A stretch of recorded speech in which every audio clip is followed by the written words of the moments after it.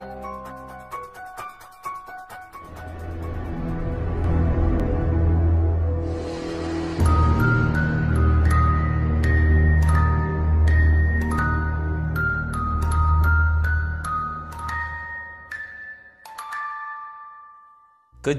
mistis bisa terjadi di mana saja, termasuk saat berada di kapal pesiar.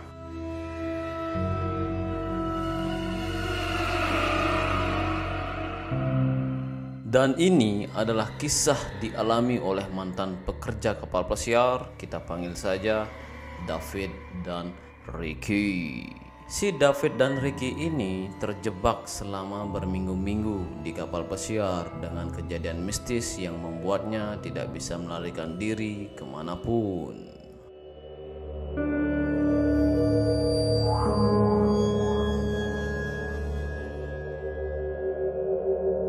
Ya jelas ya guys, karena kontrak di kapal pesiar itu yang paling sedikit itu adalah 4 bulan, yaitu si kapten. Suatu hari, Ricky mendatangi David dalam keadaan begitu cemas dan mengatakan jika dirinya melihat hantu. "Aku melihat hantu," kata Ricky kepada David. David mengatakan jika teman kerjanya itu mendatanginya dalam keadaan cemas dengan alis berkerut ketika berada di dek kapal.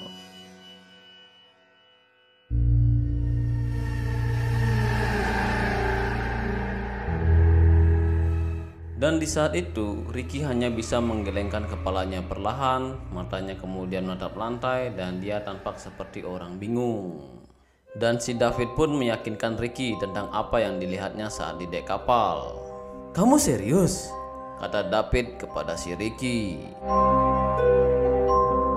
Pada awalnya, David tidak mempercayai teman kerjanya itu dan memilih untuk mengabaikannya. Ricky yang bekerja di bagian spa mengatakan jika dia melihat hantunya itu ketika dia berada di tempat yang sangat sepi saat malam hari itu.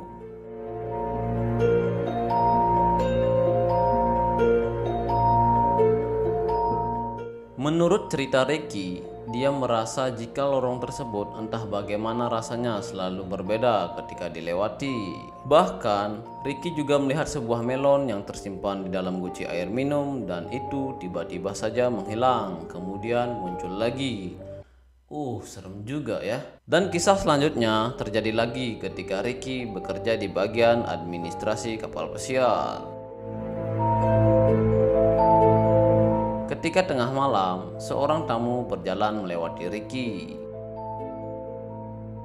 Ricky mengatakan kepada tamu tersebut jika mereka sudah tutup saat malam itu. Tetapi tamu tersebut terus berjalan menuju ruang spa dan masuk ke ruang pijat salah satu karyawan kapal pesiar.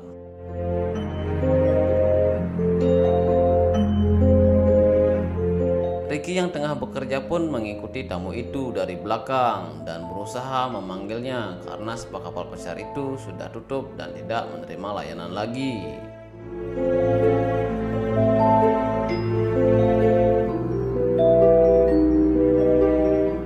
Ketika Ricky sampai di ruang pijat, Ricky langsung menyalakan lampu dan tidak ada orang di sana.